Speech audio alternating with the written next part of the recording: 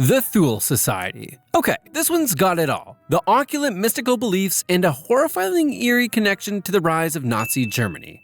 The Thule Society was founded in the 12th century in Munich, Germany, and while it began as a group of well-to-do intellectuals obsessed with ancient myths and Norse folklore, it eventually became a breeding ground for the early Nazi party. Yeah, you heard that right. The Thule members believed in a sort of Aryan super race mythology, which, spoiler alert, was very convenient for Adolf Hitler's later plans. In fact, the Thule Society is thought to have been instrumental in the formation of the Germans' Workers' Party, which would later morph into the Nazi Party. So, while they weren't exactly running around in swastikas just yet, they were laying the ideological groundwork for some seriously dark times ahead. Now, the fun part is that the Thule Society was also heavily into mysticism. They believed in ancient Atlantean civilizations, astrology, and, of course, the supernatural powers of the Aryan race. It's almost as if they mixed Indiana Jones with the X-Files, but the end result was a whole lot of doom and gloom.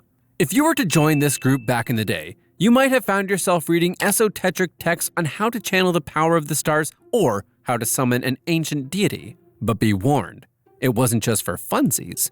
Members were plotting the future of Germany in the process. The Thule Society eventually faded into obscurity, but its impact on the early days of the Nazi ideology is undeniable. So, if you ever wondered where some of those bizarre mystical Nazi symbols and occult beliefs came from, well, the Thule Society probably had a hand in it.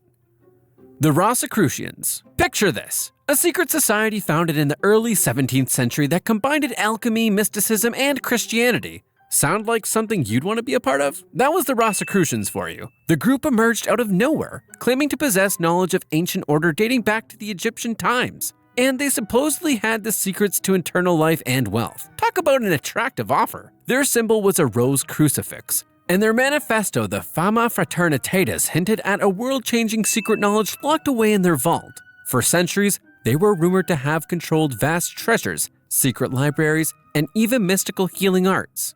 They had a knack for keeping their actual beliefs under wraps, but the idea of the secret was tantalizing enough to create a cult-like following. If you wanted to become a Rosicrucian, you had to prove you were worthy of their sacred knowledge. And it wasn't just about knowledge. They promised to unlock the mysteries of the universe itself, but no one could ever really confirm if they actually possessed these divine insights. Suspicious, right? The Rosicrucians played a critical role in the rise of European intellectual thought, particularly during the Enlightenment. Members included some of the greatest minds of the time, including famous scientists, philosophers, and even political figures. Their ideas seeped into the fields of chemistry, medicine, and natural philosophy, influencing early modern science. And yet, despite all their big ideas, their physical existence has always remained one of a whisper than a shout. Did they actually have the secrets to immortality and hidden wealth, or was it all smoke and mirrors to keep people guessing?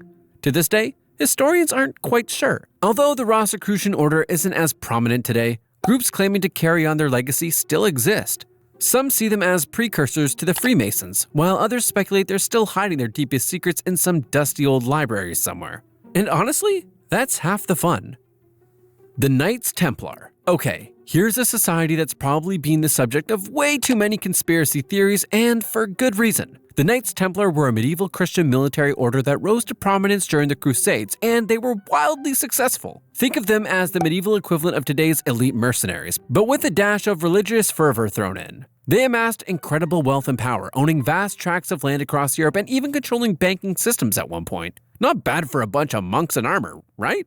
But what truly propels the Templars into the realm of intrigue is the shroud of mystery surrounding their sudden downfall in the early 14th century. After becoming immensely rich and influential, they were disbanded by King Philip IV of France, who coincidentally was deep into debt to them. He had them accused of heresy, treason, and all kinds of unsavory activities. The Templars were arrested, tortured, and many were executed. But before all of this, rumors swirled that they had discovered a powerful secret during the Crusades.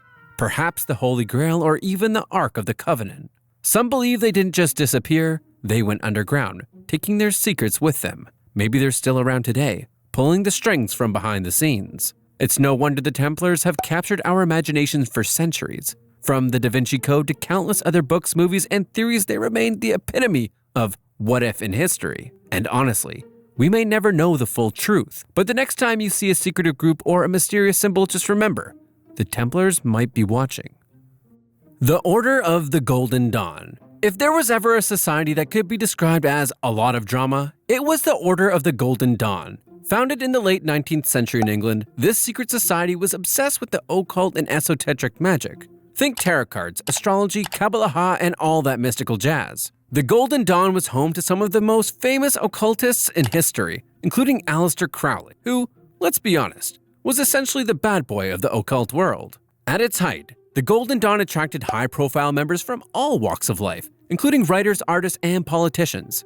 But the group was also plagued by internal power struggles, betrayals, and weird infighting. In fact, the drama was so intense that it eventually led to the collapse of the society. Crowley, a key member, even ended up leaving the group after a fallout with the leadership, and then he went on to form his own rather notorious version of the occult. Despite its relatively short existence, the Golden Dawn's impact on modern occultism is profound. They influence countless aspects of the mystical world, from tarot card readings to modern-day witchcraft. They left behind a legacy of high drama combined with deep knowledge of the arcane, all while engaging in the most bizarre, shadowy rituals imaginable. So, while the Golden Dawn may be a thing of the past, their strange magical influence is still alive and well. If you're into mysticism, you've probably encountered their work at some point. The Bohemian Club. And now we arrive at one of the more contemporary and still active secret societies, the Bohemian Club. Founded in 1872 in San Francisco, the Bohemian Club is an exclusive gentlemen's club made up of some of the most powerful men in the world, from corporate moguls to politicians. If the Hellfire Club was for 18th century elite libertines, the Bohemian Club is essentially the modern-day equivalent of a boys' club where the rich and powerful gather in secret to relax, talk politics, and yes, indulge in questionable behavior. The club's most famous gathering takes place every summer at Bohemian Grove, a secluded redwood forest in Northern California. Here, the club's members, who include top business executives, former US presidents, and other influential figures, engage in bizarre rituals, including the notorious cremation of care ceremony. During this ritual, members gather around a giant, hollowed-out owl statue, symbolizing wisdom, and burn an effigy to symbolize the casting off of their worldly cares. It all sounds like a secretive cult, right? Well, the Grove's gatherings are cloaked in secrecy, with tight security preventing any outsiders from getting a peek behind the curtain. What's really striking about the Bohemian Club is how much its influence pervades the highest echelons of power. If you believe the conspiracy theories, the Bohemian Grove is where key decisions about the global economy, political agendas, and even wars are decided. In reality, the club probably functions more as a societal and networking hub for the elite, but the secrecy and pomp of their rituals give it a mystical quality that keeps people guessing. Despite being one of the more famous modern-day secret societies, the Bohemian Club has largely avoided widespread public scrutiny, continuing its exclusive gatherings while remaining one of the most enigmatic organizations of the wealthy and powerful.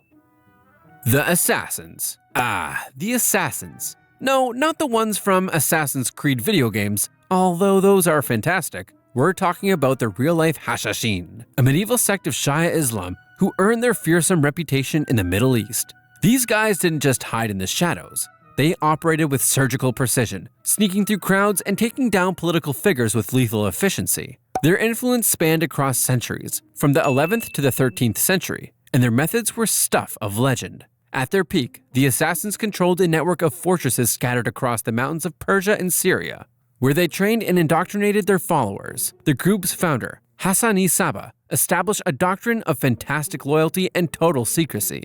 He convinced his followers that they were agents of divine retribution, using the dagger as their tool for justice. The assassins were notorious for their targeted killings, often eliminating high-ranking political figures while staying completely under the radar. Some legends say they would even use hashish, yes, that kind of hashish, to introduce a trance-like state before sending their followers on assassinations. Whether or not that's true, their effectiveness and fearlessness made them legendary. Though the assassins eventually disbanded, their legacy as shadowy, mysterious operatives linger in history, and modern depictions in pop culture have made them the quintessential stealthy assassins. The Priory of Sion. Another legend-filled secret society, the Priory of Sion has earned a place in the modern mythology of secret groups. Unlike the other societies we've discussed, the Priory's origins are murky at best, but they gained huge notoriety thanks to their supposed role in protecting the Holy Grail. Or at least that's the legend. The Priory of Sion supposedly dates back to the 12th century, where it was said to be a powerful organization with the purpose of guarding the descendants of Jesus Christ and Mary Magdalene. Yes, you heard that right. According to some, they're the original protectors of the Grail and Jesus' bloodline. But here's the catch. Much of what we know about the Priory today comes from a rather suspicious source. In 1960s, a Frenchman named Pierre Plantard claimed to be the Grand Master of the Priory and revealed a treasure trove of documents that suggested that the group was involved in hiding the Grail and its related secrets. Fast forward a few years and the idea of the Priory's clandestine activities, secrecy, ancient bloodlines, and a hidden Grail became the central plot of the Da Vinci Code, the bestseller that catapulted this forgotten secret society into popular culture. Yet, here's where it gets a little too much like a Dan Brown novel. Historians and researchers have largely dismissed the Priory of Sion as a modern hoax, largely fabricated by Plantard himself to create a mythic narrative about his own supposed ancestry. In reality, the secret society likely didn't exist prior to the mid-20th century, and any ancient bloodline claims are almost certainly fabrications. But that hasn't stopped the Priory of Sion from being one of the most enduring, forgotten secret societies in popular culture. It's a fascinating example of how history can be reinterpreted and repackaged into something tantalizingly mysterious, even if it's largely fictional.